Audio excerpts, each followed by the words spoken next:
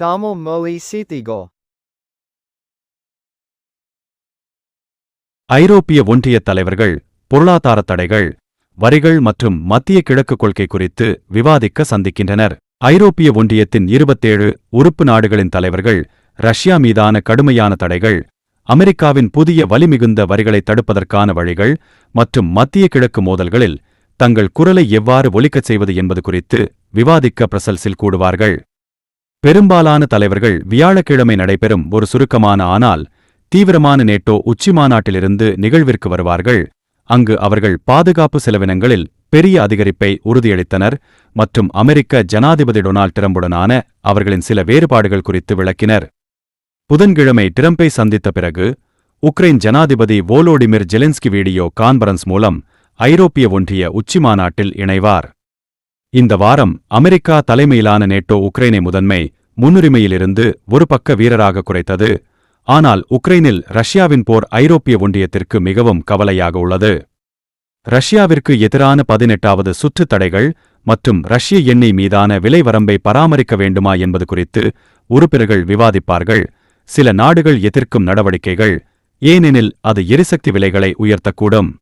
இதற்கிடையில் டிரம்பின் அச்சுறுத்தப்பட்ட வரிகள் 27 உறுப்பு நாடுகளின் சார்பாக வர்த்தக ஒப்பந்தங்களை பேச்சுவார்த்தை நடத்தும் ஐரோப்பிய ஒன்றியத்தை பாதிக்கிறது.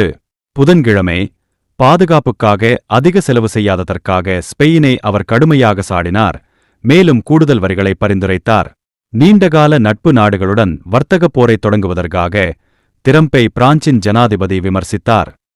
ஐரோப்பிய தலைவர்களும் மத்திய கிழக்கில் நடக்கும் போர்களின் விளைவுகள் குறித்து கவலை கொண்டுள்ளனர், மேலும் ஐரோப்பிய ஒன்றியம் அதன் அணுசக்தி திட்டம் தொடர்பாக ஈரானுடனான இராஜதந்திர பேச்சுவார்த்தைகளை மீண்டும் தொடங்க அழுத்தம் கொடுத்து வருகிறது. ஐரோப்பிய ஒன்றிய உறுப்பினர்களுக்கு உள்கருத்து வேறுபாடுகள் உள்ளன. காசா மீதான போரில் இஸ்ரேல் நடந்து கொண்டதால் இஸ்ரேல் மீதான ஐரோப்பிய கொள்கையை பற்றி என்ன செய்வது என்பது குறித்து அவர்கள் பிளவுபட்டுள்ளனர்.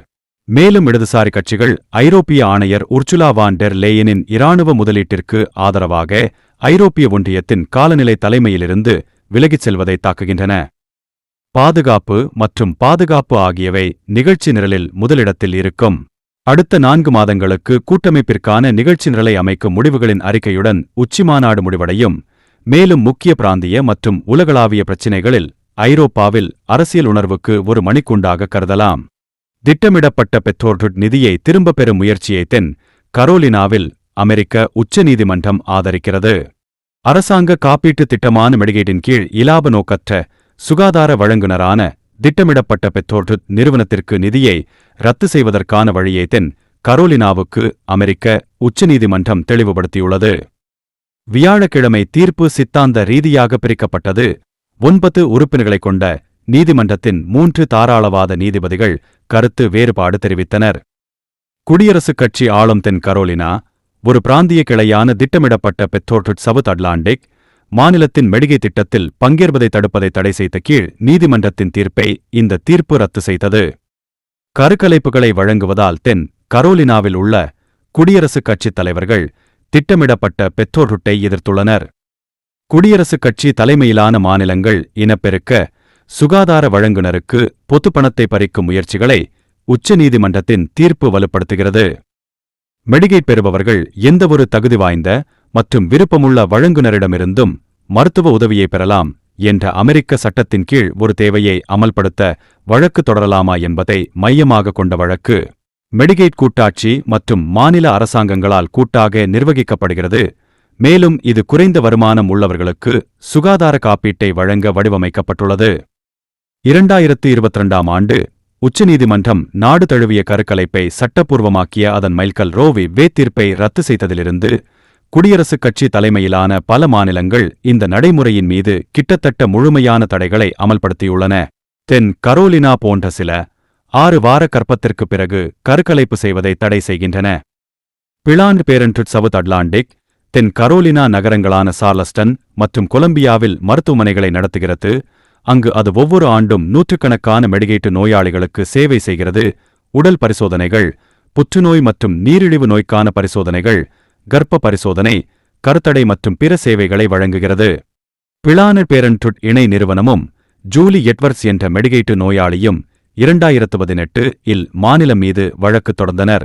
ஒரு வருடம் முன்பு 2017ஆம் ஆண்டில் குடியரசுக் கட்சி ஆளுநர் ஹென்றி மெக்மாஸ்டர் எந்தவொரு கருக்கலைப்பு வழங்குனரும் குடும்ப கட்டுப்பாடு சேவைகளை வழங்க தகுதியற்றவர்கள் என்று கருதி மாநில மெடிகேட்டு திட்டத்தில் திட்டமிடப்பட்ட பேரன்ட் பங்கேற்பதை முடிவுக்கு கொண்டுவர அதிகாரிகளுக்கு உத்தரவிட்டார்.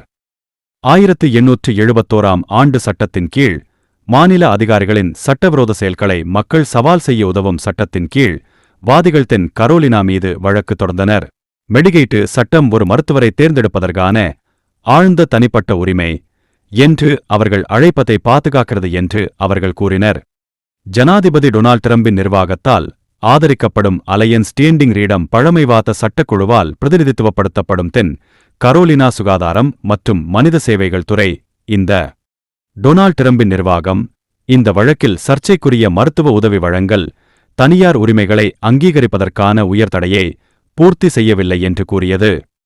1871 சட்டத்தின் கீழ் மருத்துவ உதவி பெறுபவர்கள் வழக்கு தொடரலாம் என்றும் நிறுவனத்திற்கு பணத்தை திரும்பப் பெறுவதற்கான மாநிலத்தின் நடவடிக்கை தகுதி வாய்ந்த மருத்துவ வழங்குனரை சுதந்திரமாக தேர்ந்தெடுக்கும் எட்வர்ட்ஸின் உரிமையை மீறுவதாகவும் கண்டறிந்து திட்டமிடப்பட்ட பெத்தோர்ட் நிறுவனத்திற்கு ஆதரவாக முன்னர் ஒரு கூட்டாட்சி நீதிபதி தீர்ப்பளித்தார்.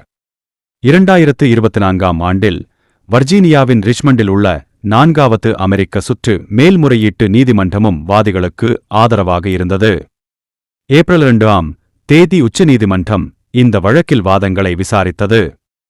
இந்த சர்ச்சை உச்சநீதிமன்றத்தை 3 முறை எட்டியுள்ளது. வழக்கின் ஆரம்ப கட்டத்தில் தென் கரோலினாவின் மேல்முறையீட்டை 2020இல் நீதிமன்றம் நிராகரித்தது. 2023ஆம் ஆண்டில் முதியோர் இல்ல குடியிருப்பாளர்களின் உரிமைகள் தொடர்பான நீதிபதிகள் வழங்கிய தீர்ப்பின் வெளிச்சத்தில் தென் கரோலினாவின் வாதங்களை மறுபரிசீலனை செய்ய கீழ் நீதிமன்றத்திற்கு உத்தரவிட்டது. மருத்துவ உதவி போன்ற சட்டங்கள் தனிநபர்களுக்கு வழக்கு தொடர உரிமையை சந்தேகத்திற்கு இடமின்றி வழங்க வேண்டும் என்பதை அந்த முடிவு விளக்கியது.